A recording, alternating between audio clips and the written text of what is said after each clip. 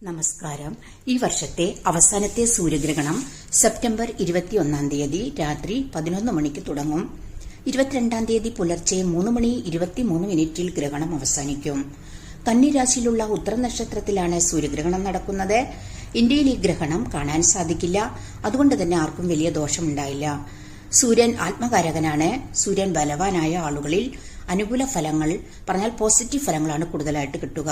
ഇനി ആരുടെയൊക്കെ ജാതകത്തിൽ സൂര്യൻ ബലവാനല്ല, സൂര്യൻ രാഹു കേതുവിന്റെ കൂടെ ഉണ്ടെങ്കിൽ അവർക്കൊക്കെ ഒരു സമ്മിശ്ര ഫലമാണ് കിട്ടുക.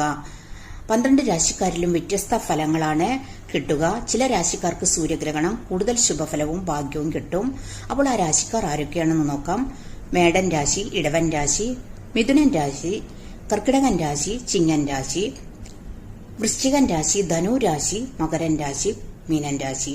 മറ്റു രാശിക്കാർക്ക് സൂര്യഗ്രഹണം സമ്മിശ്ര ഫലമാണ് കിട്ടുക.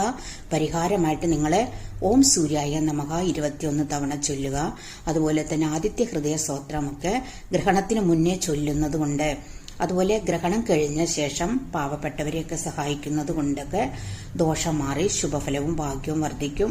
വീഡിയോ ഇഷ്ടമായാൽ സബ്സ്ക്രൈബ് ചെയ്യാനും ലൈക്ക് ചെയ്യാനും കമന്റ് ചെയ്യാനും മറക്കരുത്. Thank you.